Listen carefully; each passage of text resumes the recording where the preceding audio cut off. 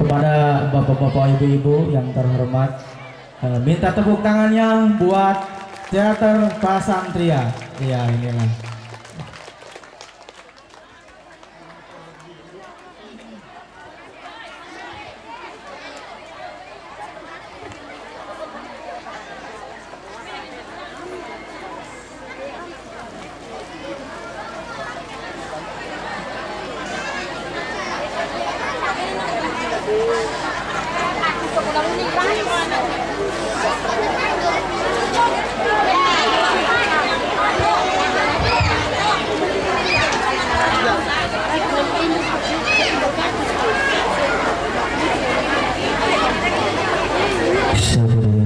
Halo, cek satu.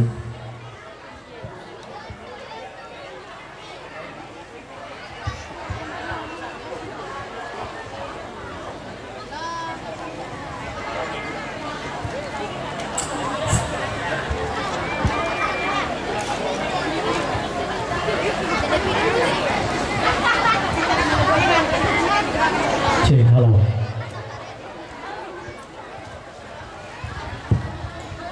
Cek satu kali. Cek, halo. Cek 1 2 3. Cek.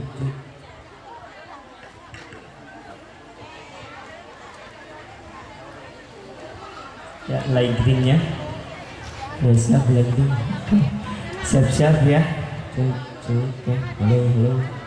Inilah teater Pasantria dari santriwan dan santriwati Pondok Pesantren Al-Burdah Kabupaten Karawang yang akan mengangkat tema The Story of Syekh Guro, sejarah perjalanan dakwah Syekh Qurratul Aini Karawang, yang diadaptasi oleh skrip by Abdul Muhyi, sutradara Mamduh Mastari, penata musik Ahmad Nurdin, dan penata artistik Roni Sianturi. Iya, selamat menyaksikan. Pada tahun 1409 Masehi, wilayah Jawa bagian barat masih di bawah kekuasaan negeri Pajajaran yang saat itu menganut agama Hindu, dengan seorang raja yang bernama Prabu Anggararang. Kekuasaan Raja Pajajaran tersebut meliputi wilayah Karawang dan juga sekitarnya. Sebelum datang ke tanah Karawang, Syekh Guro menyebarkan agama Islam di negeri Campak. Dari sini beliau lalu ke daerah Malaka dan dilanjutkan ke daerah Martasinga, Pasambangan, dan Jayapura, akhirnya sampai ke pelabuhan Muara Jati Cirebon. Pada suatu hari di pelabuhan Muara Jati Cirebon,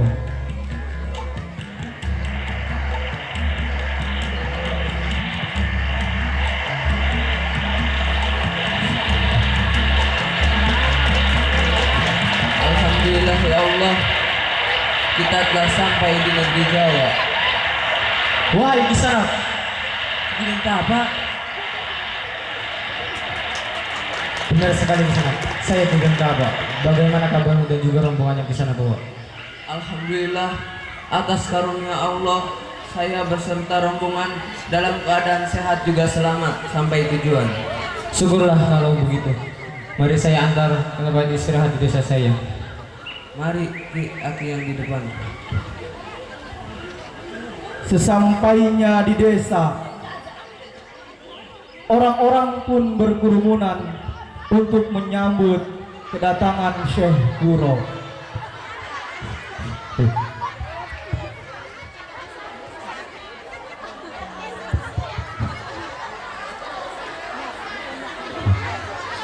Wahai para warga, kedatangan tamu agung dari negeri Campak, berharap Anda sekalian dapat belajar tentang hakikat hidup dan belajar kebijaksanaan darinya. Sugeng Daud. Sungguh, kami sangat bersenang dan berterima kasih sekali ada tamu agung yang hendak mengajarkan hakikat hidup.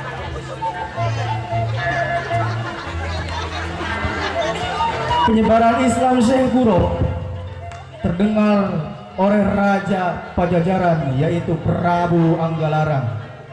Ia pun mengirim utusan untuk menemui Syekh Guru agar menghentikan dakwahnya itu.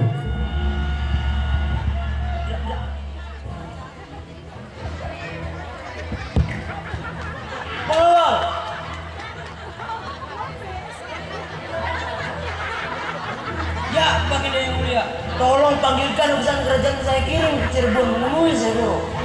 Baik, Baginda.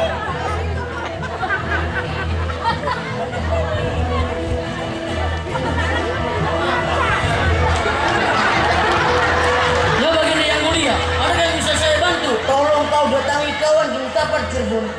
Suruh dia untuk menghentikan penyebaran agama baru di negeri kita ini. Aku sudah muak dan juga kau harus berangkat. Baiklah Baginda, hamba laksanakan.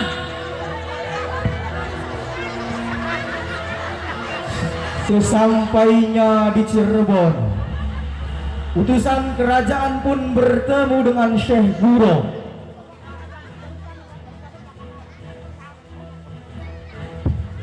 Kami ingin bertemu Syekh Guru. Ya betul, sayalah yang Anda maksud. Kami diperintahkan Raja Pajajaran, penguasa negeri ini, untuk menghentikan kegiatan penyebaran agama baru yang Anda lakukan. Memangnya apa alasan Raja Anda untuk menghentikan kegiatan saya ini? Itu sudah menjadi dengan kami. Saudara, walaupun kegiatan penyebaran agama Islam dihentikan paksa oleh Raja Anda, tapi penyebarannya akan meluas hebat. Dan justru dari keturunan Prabu Anggalarang, Raja Anda nanti ada yang akan menjadi waliullah. Setelah kejadian itu, Syekh Guru pun pamit kepada Ki Gedeng Tapa untuk kembali ke negeri Campak.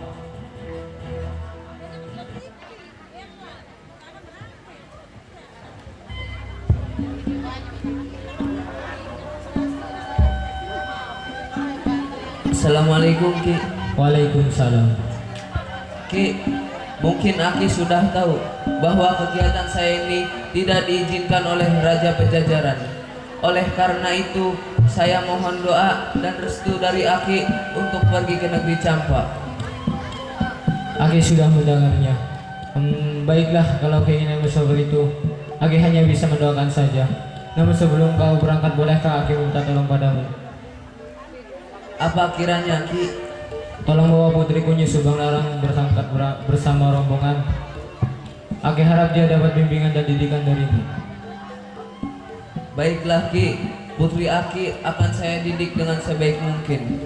Terima kasih banyak Ki Sangat. Memang kau berhati mulia.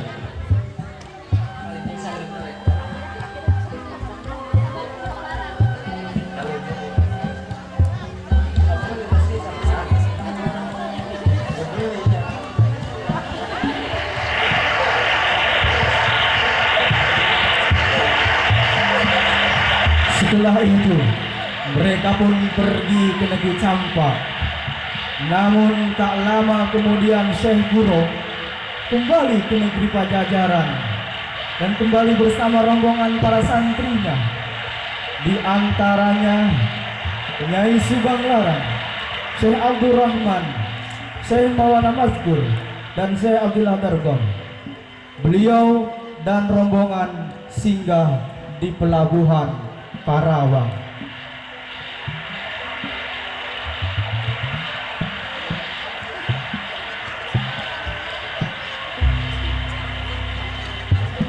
Para santri, dikarenakan Sungai Citarum selalu ramai dipakai keluar masuk para pedagang ke Pajajaran, mari kita singgah dahulu di wilayah ini.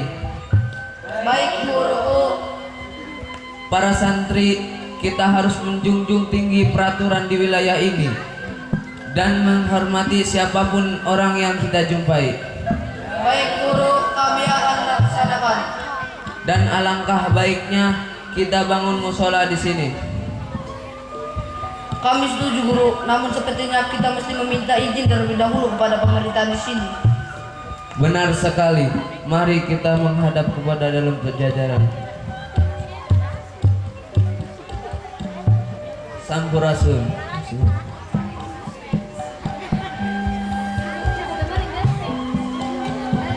Rampes. Oh, ada orang Campa rupanya. Ada apa kiranya saudara datang kemari? Maaf Ki, bolehkah kami membangun masjid untuk tempat beribadah serta tempat tinggal sementara di wilayah ini? Karena saudara sangat menjunjung tinggi peraturan di sini, juga selalu menghormati para warga, maka kami persilahkan. Terima kasih Ki. Semoga kita senantiasa menjadi orang yang bermanfaat.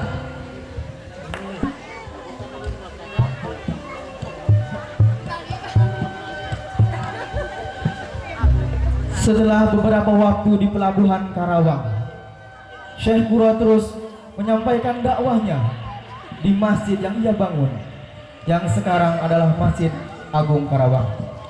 Dalam dakwahnya, ajaran Syekh Guro mudah dipahami dan diamalkan. Bersama para santrinya, ia pun mengadakan pengajian Al-Quran yang menjadi daya tarik tersendiri bagi warga Karawang. Di tempat itu pula beliau menikah dengan Ratna Sondari, putri penguasa Karawang, yaitu Ki Gedeng Karawang.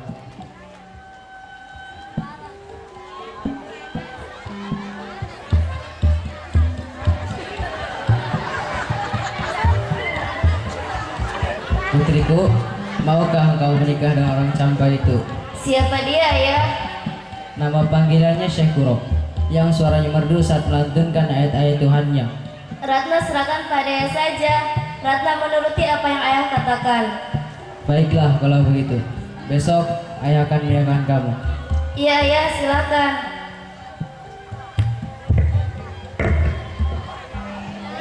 Dari hasil pernikahannya dengan Ratna Sondari, Syekh Guro memperoleh keturunan yang bernama Syekh Ahmad atau Naib pertama Karawang. Syekh Guro senantiasa mengumandangkan suara merdunya, melantunkan ayat suci Al-Quran dalam setiap pengajian yang ia adakan bersama para santrinya, seperti Nyai Subang Larang, Syekh Abdul Rahman, Syekh Maulana Mazkur, dan Syekh Abdul Adargom atau Syekh Bentong.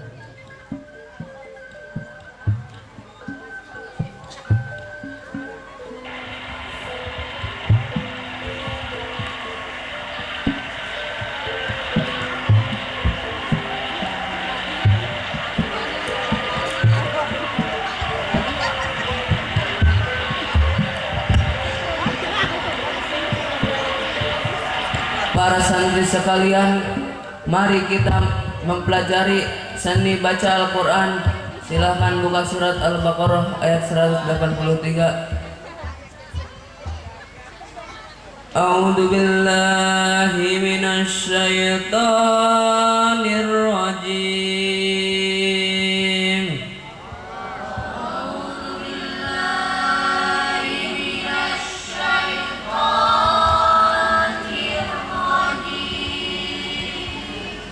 Bismillahirrahmanirrahim.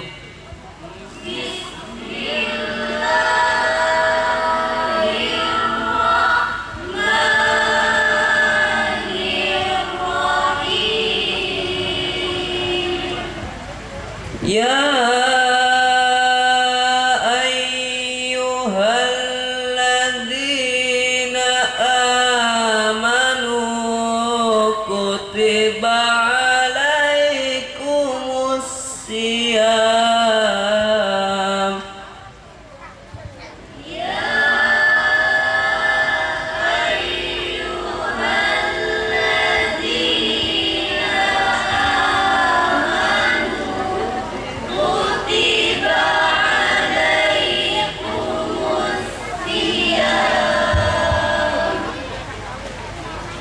Kutiba alaikumus siyamu kama kutiba alal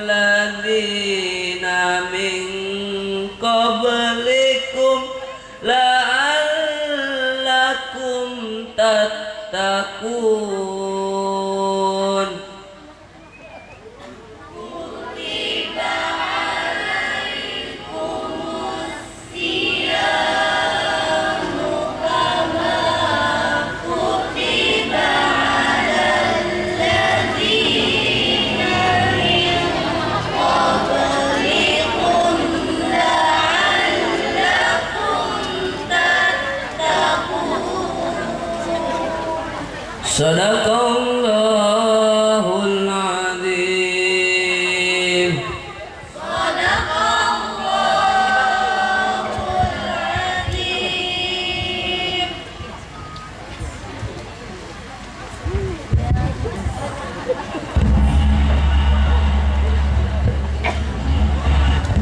Pada saat itu, berita kedatangan Syekh Guro terdengar kembali oleh Prabu Anggalarang atau Raja Pajajaran, sehingga ia mengirimkan seorang utusannya yang tiada lain adalah putra mahkota kerajaan Pajajaran sendiri, yaitu Raden Pamanarasa yang kelak terkenal dengan sebutan Prabu Siliwangi untuk menutup pesantren Syekh Guro.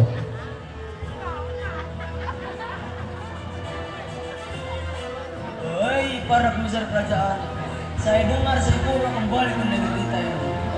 Apakah dia belum kapok? Ampun Baduka, lebih baik kita tutup saja pesantren yang ia dirikan. Ini yang bagus, panggilkan putraku sekarang juga.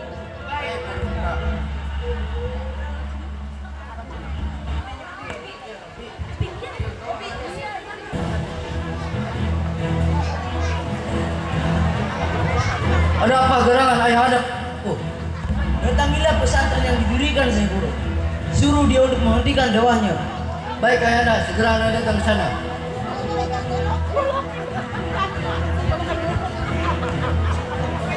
Setelah sampai di pesantren tersebut, sang putra mahkota justru hatinya tertambat oleh alunan suara merdu Nyai Subang Larang, santri pertama Syekh Guro, saat melantunkan ayat suci Al-Quran.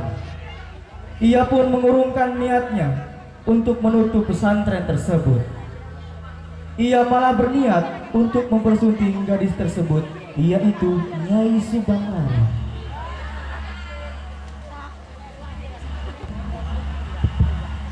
أعوذ بالله من الشيطان الرجيم. Merundang sekali suara itu. Siapa gerangan? Aku datang ke tempat pesantren ini.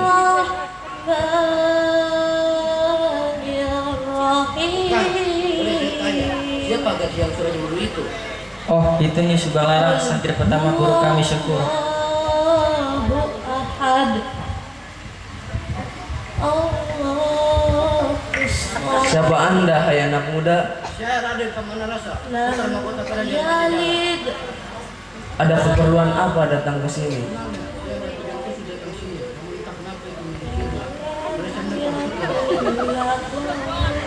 Di Subang Larang, bagaimana menurutmu? Maaf guru, saya akan menerima pinangannya dengan syarat mas kawinnya adalah lintang kerti jajar 100. Dan saya menginginkan jika kelak nanti anak-anak saya ada yang menjadi raja. Bagaimana anak muda? Syukurlah, segeralah anak muda pergi ke Mekah.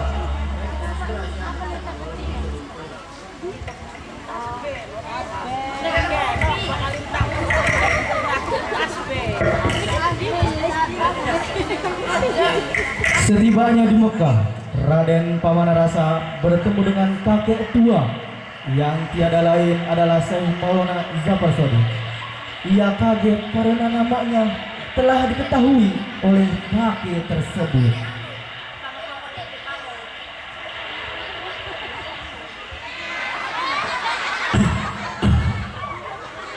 Pamanaras, kau tak perlu tahu. Saya hendak membantu mencarikan lintang kerti jajar 100. Ya kakek, terima kasih. Bagaimana kiranya? Lintang kerti jajar 100 itu membaca 2 kalimat syahadat. Saya tidak tahu kakek. Ikuti kakek. Asyhadu an la ilaha illallah. Asyhadu an la ilaha illallah. Asyhadu an la ilaha illallah. Asyhadu an la ilaha illallah. Wa asyhadu anna Muhammadar Rasulullah. Asyhadu anna Muhammadar Rasulullah.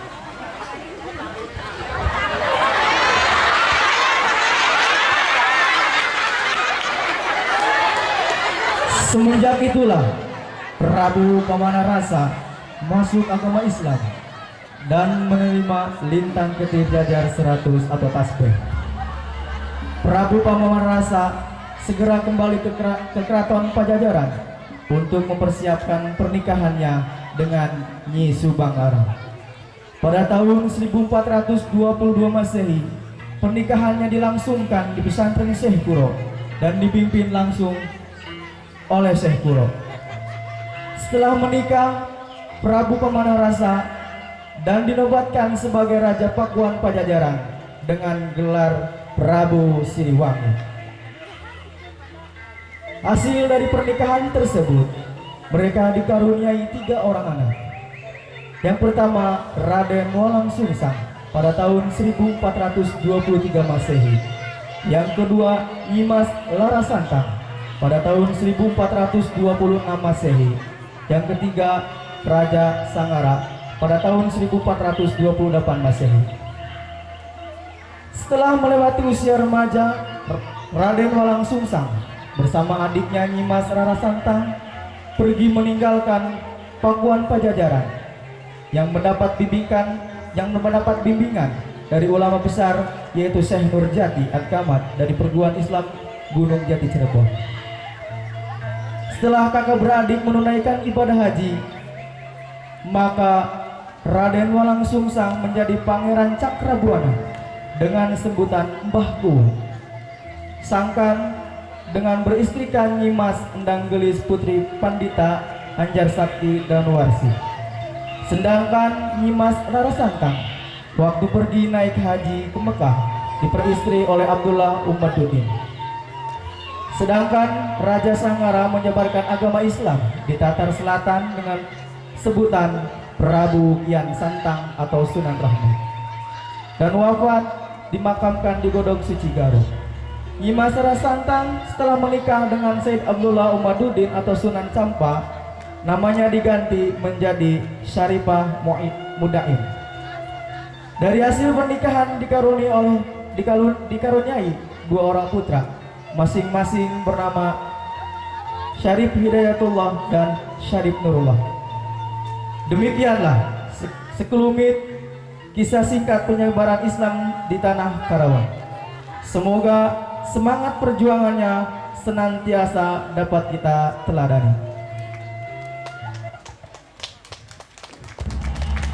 Baiklah hadirin yang berbahagia, kita sambut bersama-sama. Inilah para aktor dan aktris teater Pasantria yang membawakan tentang sejarah Syekh Kuro di acara Al-Burda Fair 2015. Yang menjadi Syekh Kuro adalah Dede Aziz. Iya, tepuk tangan. Yang menjadi Kiki Detapa adalah Jaja. Yang menjadi Raden Pamanarasa atau Prabu Siliwangi adalah Robi. Dan sebagai pengawal yaitu Yanto dan juga Indra. Iya. Yang menjadi utusan Saudara Patah. Yang menjadi Raja Pajajaran adalah Taropi. Yang menjadi Kiki Karawang ialah Rifki. Yang menjadi Nyimas Subanglarang adalah Dwi. Yang menjadi Ratna Sondari adalah Laras. Menjadi warga 1 Fikri. Warga 2 yang itu Rian. Menjadi santriwan dan santriwati ada Akbar, ada Darji, ada Sandi, ada Idris, ada Anis, Tika, dan kawan-kawan. Dan menjadi abdi dalam adalah Ahmad. Sedangkan yang menjadi kakek-kakek ya adalah Jejen. Bati kerajaan adalah Dandi. Iya, inilah hadirin yang berbahagia, para aktor atau para pemain dari sejarah Syekh Kuro di Al-Burda Fair 2015. Tepuk tangan yang meriah.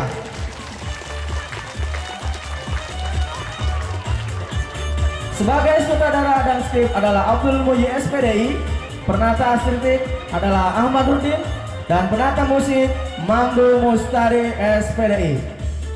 Baik hadirin yang berbahagia, kita berikan tepuk tangan yang meriah kembali untuk para pemain Pasantria Pondok Pesantren Al Burda.